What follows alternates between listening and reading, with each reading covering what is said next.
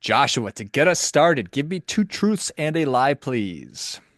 Great to see you, George. I met President Barack Obama in 2014 at a conference in Chicago. Okay. I'm going on a psychedelic trip to Tarapoto, Peru next month, and it will be an interesting journey. Okay. And I have freestyle rap skills better than 99% of Americans. Mm. Amazing. These are extraordinary. You met Obama, President Obama in Chicago in 2014. You are hmm going on a psychedelic trip. Did you say to Peru? hmm To Peru next year? How exciting that's going to be. And Next month, you I claim said. next month, you claim to be a freestyle, somebody a freestyle rapper that in the top 1% of the population. These are incredible. From what little I know of you, I believe all of them to be true, but that's not how this works. One of them must be false. And because I have some knowledge of you, I can eliminate the freestyle rap thing because I know that that's true. So I am going to guess that you are not going to Peru next month. You are wrong. Oh! And you cheated on the first one too. I didn't. I'm just reading what's on your website, Joshua. I'm not, it's Uh, not cheating necessarily. This is publicly available information. All right, so tell us about Obama first, please. no, that's a lie. That is right. What would you say to President Obama if you did meet him in Chicago, Joshua? First, I would say, "Hey, Mr. President," and then I would ask questions. I would just talk to him, as I think I saw a photo, like an Instagram shot. He like photobombed the cherry blossom kind of thing, and this couple was all, I was like, that would be pretty cool. He looked a little bit older, didn't he, George, in that picture? 1,000%. The presidency will do that to a person, and then you do it Bit twice. It's stressful. yeah, it's kind of a rough deal. I've got some gray coming into my beard, but if I became president, I would just be white overnight, I think. All right. Right. Or bald. Right. Yeah. Heaven I don't know. You've forbid, got a lot of hair, man. I buddy. don't see you going bald anytime No. soon. Somebody knock on wood. All right. So, this is awesome because you were a chaplain in the United States Army, potentially still are. You've been to hmm seminary. You live in Texas.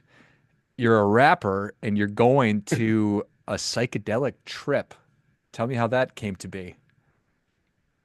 Yeah. Which one? I mean, I want to keep you on your That's toes. a good And point. The psychedelic trip thing. yeah. So when you think about, have you seen the Joe Rogan show with Governor Perry and the Kentucky lawyer? Yes, It's powerful, isn't it, man? I 100%. mean, think about this. Governor Rick Perry, red-blooded, I think Central Texas. And he's on the Joe Rogan, one of the most, a pretty progressive dude, right? And UFC commentator. And I mean, Joe's talking about aliens and all that stuff.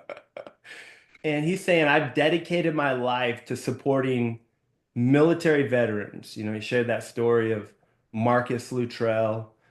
And I have counseled soldiers, and we, not they, are struck. They are on the bus. Like the wheels on the bus are going round and round, round. And some of the wheels fell off. The windshield wipers are not working. The door kind of is like a little crickety. Yeah, man. The antidepressants, George, they're not helping, Hmm. right? We're in like the Walking Dead mode. So what do you do? If the VA is not, there's clinical trials going on at Johns Hopkins and the Ohio State University, and that can be a red tape as well, surveys. So I'm looking to be a better human being, a better father, a more present husband, not an angry daddy, right? Irritable, grumpy. So I am aligning with the Heroic Hearts Project, a nonprofit organization out in New York.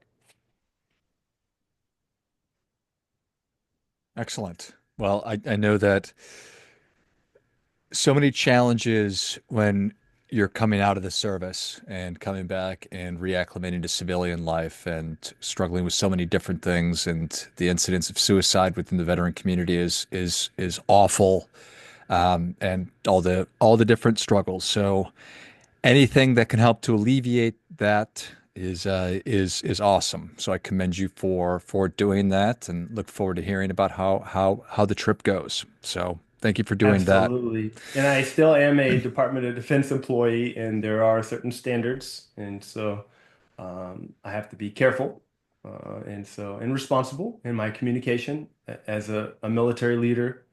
But I think that there's greater awareness when you talk with people, whether they're in LA or Chicago or Houston. You just have people more open to this conversation than, say, a decade or so before. No doubt about it. A lot of promising breakthroughs, like you talked about with Governor Perry and everything that he's working on. So more to come on that. All right, Joshua, or is it Josh when we're freestyle rapping? Give me a little bit here, Yeah. buddy. Well, actually, George, they call me the rapping chaplain. Okay. Of course Yeah. they I do. mean, I'm feeling the energy. Did you want to put on like an instrumental? Do you have like something, or did you want me to just go like just flow solo? No, you're going to be on your own on this one, sir. Okay, we're good to go. So the rapping chaplain, I eat up the block like Pac-Man. Brooks was Robin, but now I save more cities than Batman. Exponential advisors, we rise to take you higher. We perspire and aspire to inspire your desire. I'm gonna give a shout out to Jim Crider, and he's not a liar, a Bitcoin planner. I come through like a chaplain with a bandana, Scarface, Tony Montana. You want to go to war? I got a whole gang of soldiers. You want to fight? We'll fight to the death, and it ain't over. We'll rescue you straight out of hell. Jesus Christ rose, and we ring the last bell. It ain't hard to tell, like Nas or Jay-Z or Biggie or Tupac, the one on the block. Maybe get shot. I rock from Houston and then I drop. I might go from Miami to Peru, and you ain't even got a clue what we've been through. Veterans about to kill 22 themselves. Terrorists? Come on, man. We got to get a new plan. We got to help them with the psychedelics and get out of that river down by a van. You ain't Chris Farley or Bob Marley. You want to hear a freestyle? I'll ride with the Grumbacher, and that's the George, not a night stalker, a big talker. So I'm going to close it out and set it off smooth. And the last time when I come back, a beard, and I'll be in the groove, tie-dye shirts and hanging loose. Aloha. Let's go. Incredible. Well done. Thank you. Thank you, Joshua. That's awesome. That is awesome. Well, that is the best opening to maybe any podcast I've ever done. Certainly the Aligned Money Show. So thank you so much. Sure. That's My incredible. pleasure, George. All Happy right, to be man. on here. Yeah. Welcome. Perfect. Well, what is top of mind for you right now? Exponential Advisors, growing the business, man.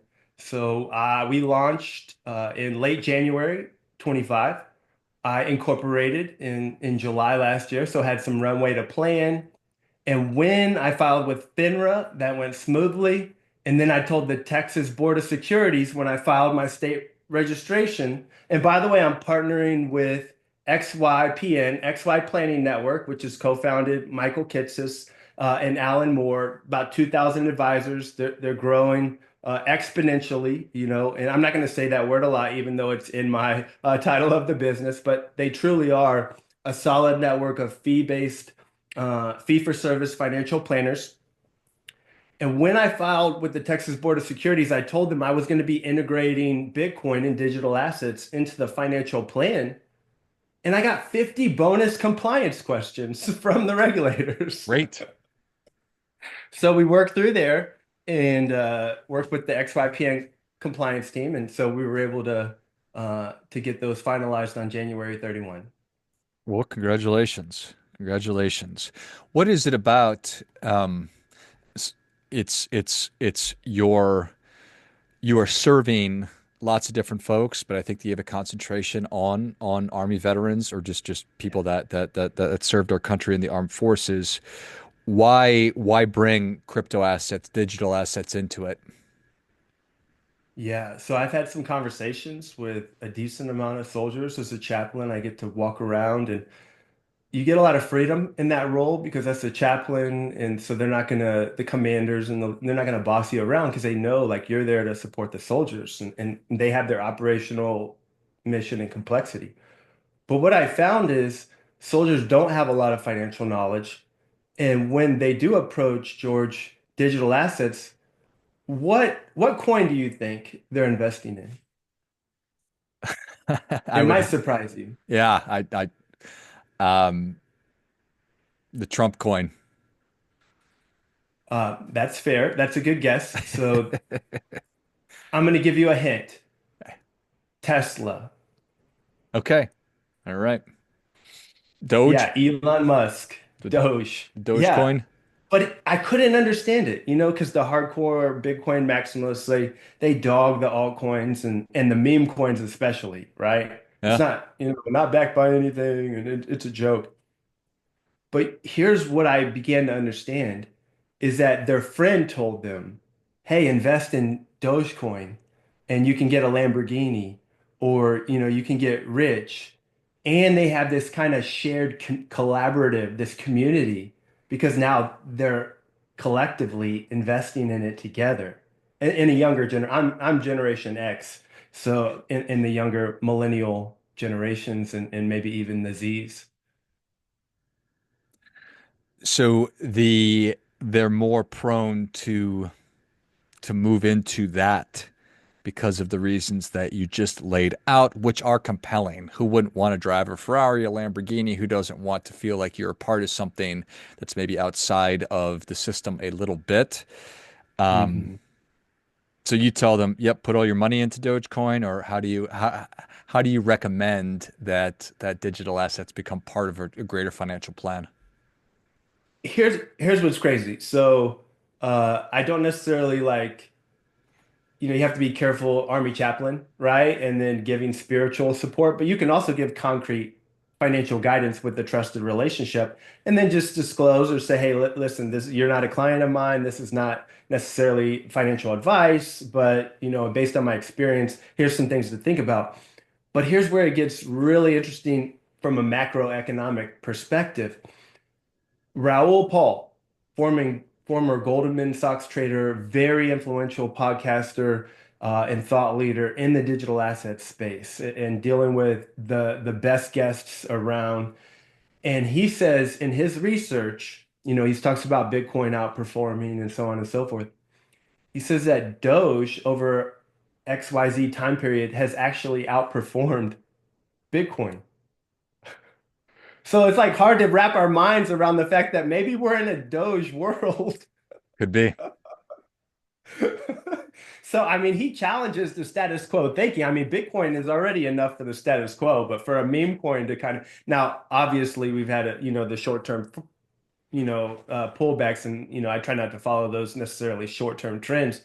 But at the end of the day, here's how I think it's helpful to frame it, just from a perspective of you look at Bitcoin as the OG, as kind of as Peter Thiel would say, a 0 to 1 innovation.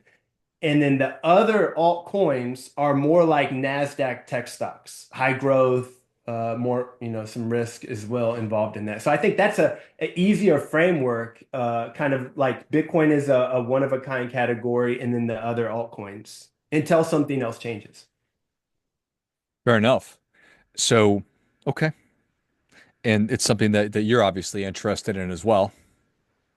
Yes, sir. Yeah, definitely passionate. I give a shout out to Jim Kreider at Intentional Living FP. He's part of the XY Planning Network.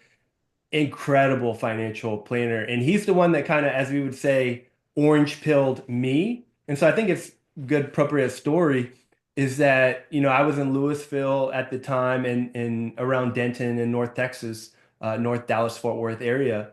And Jim and I had worked together at Fidelity Investments. He was on the workforce solutions or workforce place plans for employer retirement plans. And I was on the retail side as a financial representative and doing IRA accounts and simples and brokerage, non-retirement accounts. And I call up Jim and I say, hey, Jim, I know you were at your firm, this other firm, Post Fidelity, and now you've launched your own firm. Tell me how you did it. And he says, Josh, you're going to think I'm crazy. My wife and I sat at the dinner table, and one night we just went all in on the Bitcoin bull run. And we cashed in all our retirement accounts. And he said it grew to X, hundreds of thousands of dollars. And so he launched. That was the capital, the foundation. And I said, Jim, I said, do you have any resources to share? Any podcasts like I can learn? And so he shared the Bitcoin standard with me. And I started listening to what Bitcoin did at that time with Peter McCormick. And that was in 2021. And so that really started my journey I had, dipped my toe in the water in 17 just because we were getting lots of phone calls at Fidelity on Coinbase and Bitcoin and stuff. But that really kicked off, George, my journey. Yeah, I think it's a certainly an interesting and dynamic one. What are some of the big considerations for people that are leaving the military from a financial standpoint?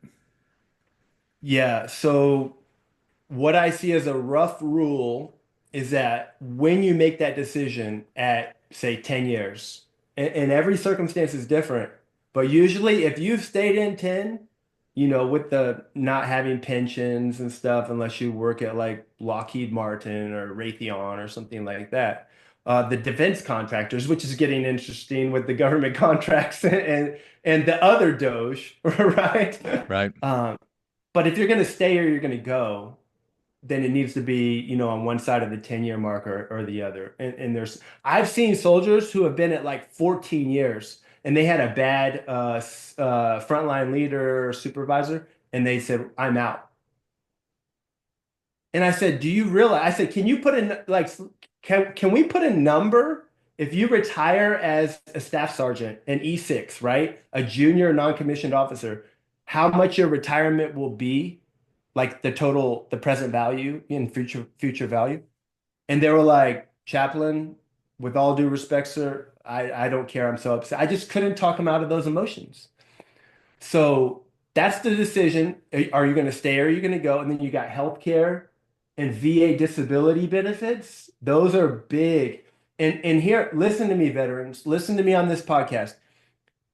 If you think that you are too beat up or you're not beat up enough, that you don't need to file for VA disability, or that there's somebody else who's more beat up or broken than you, you're wrong, right? Because you can go through that process. It is difficult, it is time consuming, it is stressful, but the VA will make that decision.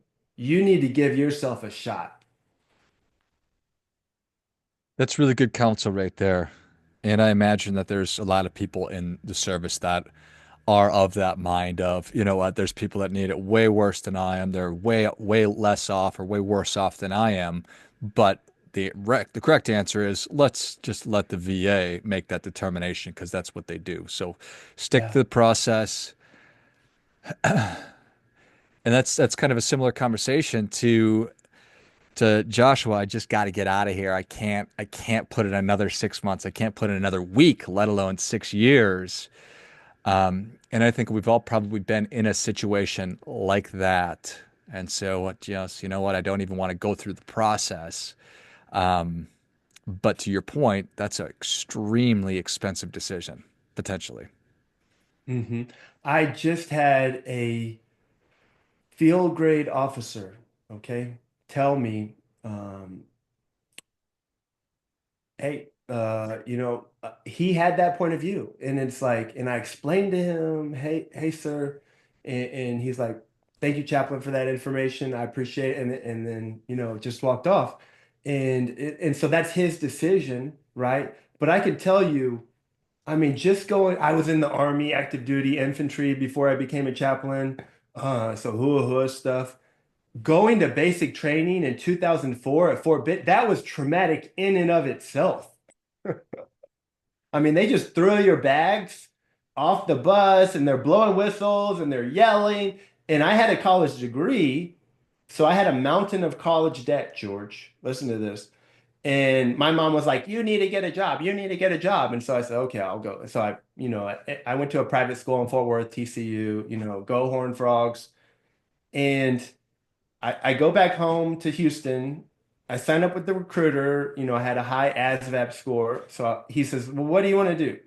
Could be a network communicator, a mechanic, a cook, or the infantry."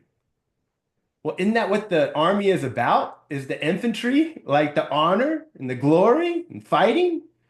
So I signed up, and he kind of looked at me, like I've been in college for a while.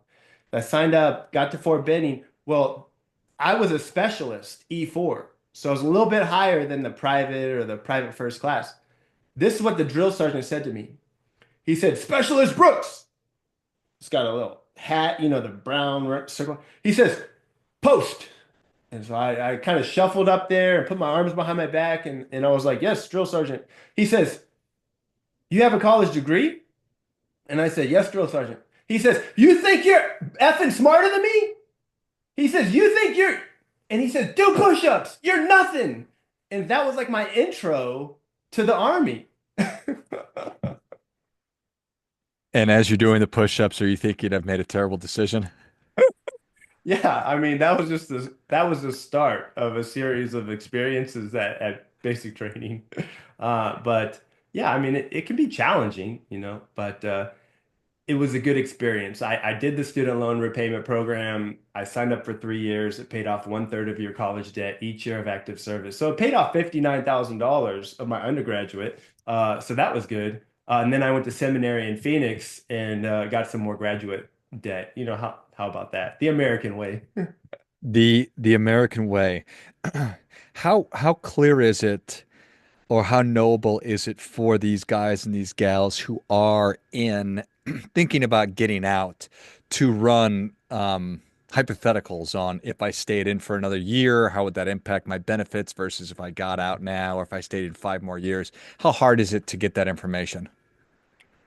Yeah, so it can be relatively complex, and here's why. So you can go to, the United States Army website or HRC, Human Resources Command, or DFAS, the Defense Finance Accounting Services. That's where they have the MyPay website, where you check your kind of monthly paychecks or whatever. So there's so many websites, government websites. I'm not sure if George, if you've ever experienced this, going to and there's like 46 clicks downs or whatever, and then there's like other, and you got to do the password, and then put your CAC, your common access card. Then you have to do your biometric scan, and then you do the two-factor authentication, and then you have to swear the Constitution, a solemn oath to go to this website to do the retirement calculator. So there are some tools out there, but it can be challenging. I was talking with a one-star general, Brigadier Roger Dion, the United States Aviation Command, ARAC, Army Reserve Aviation Command. And he was asking me, he's like, "Can you like develop some tools or make this simpler?" And I was like, "Sir, that would be a good project, but it is, but it can be done. You just have to get a form for your retirement points, plug it into the calculator, and you can get some rough estimates. So it can be done, and I've worked with some soldiers and some previous clients to kind of go through that to get an estimate on their monthly benefits if they retire at this rank with this amount of service. Yeah, I know. We know all too well that there's a behavior gap between what I intellectually know and then what I actually do. But that's the financial literacy piece. I guess I would consider that Hmm. knowing. It's like taking Social Yeah, Security. It's like, oh, I want to take it now. Well, if you make that decision, it's going to be extremely expensive because you're going to be alive for a really long yeah, time. So if absolutely. there's any way you can stick it out or just make a more informed decision, that's probably what we're interested in doing. Yeah, and Carl Richards is really great about that, right? And the gap, right, between your knowledge and your behavior in that little circle thing. Yeah. And it's a real thing that we all must deal with. So I like it. Well, Joshua, I think that we're ready for that difference making tip. Sir, what do you have for us? Yes. So here's one tip. Invest in Bitcoin. This is not, by the way, certified financial planner. This is not financial advice. But here's what I tell my clients, George, okay? It's the why, the Simon Sinek, right? Start with why. And so when you think about it, why would I invest in Bitcoin? Well, you've got the numbers, right? According to leading economic sources, 75% year over year return, even with those big, 50% drops or more, right? And this is since inception around 2009, but that's not even why. So when I tell my clients, whether it's $1,000 or $10,000, is that I want you to experience the volatility because volatility is an inherent feature and it's not necessarily bad. Okay. Because if you don't want volatility, then invest in bonds. Right? But here's what's powerful is you can invest in Bitcoin and then experience when your money goes up 20%, right? That particular capital investment. And then you're like, man, you're like Googling the Lamborghini places. You're Googling the Rolls Royce places. You're like, this is amazing. And then like 3 months later, it drops by 40%. And what's that Mike Tyson quote, right?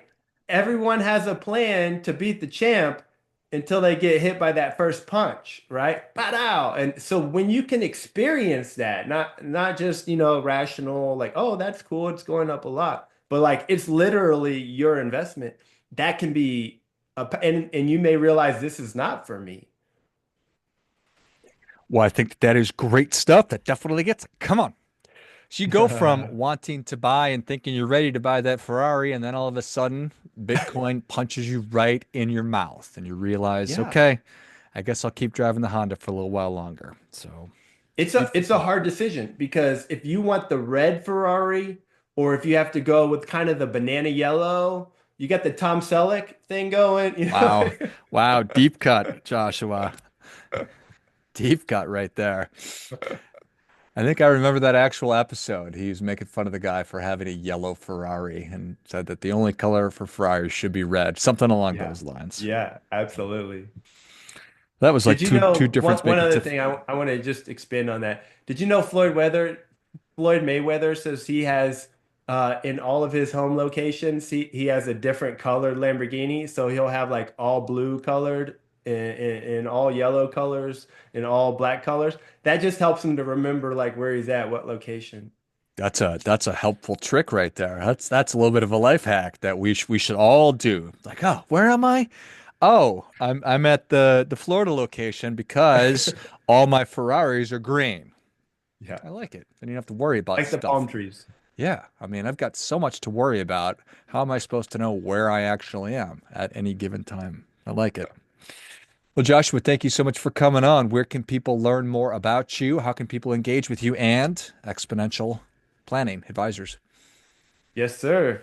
Thanks, George, so much. So you can check us out at the website exponentialadvisors.net. And then I have a Substack called The Diverse Lens. And so it's Joshua, my middle name, Joshua Barrett with two T's, Brooks.substack.com. And then happy to be on the podcast.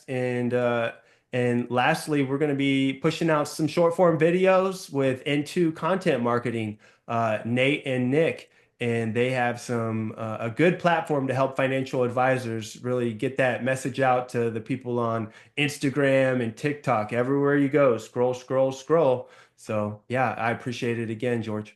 Excellent. Well, if you enjoyed this as much as I did, show Joshua your appreciation. Share today's show with a friend who also appreciates good ideas and freestyle rap for that matter. Go to exponentialadvisors.net. Check out everything that Joshua is working on and find his Substack as well, which I will link in the notes of the show. Thanks again, Joshua. Finally, friendly reminder, there's never going to be anybody more interested in your financial success than you are. So act accordingly.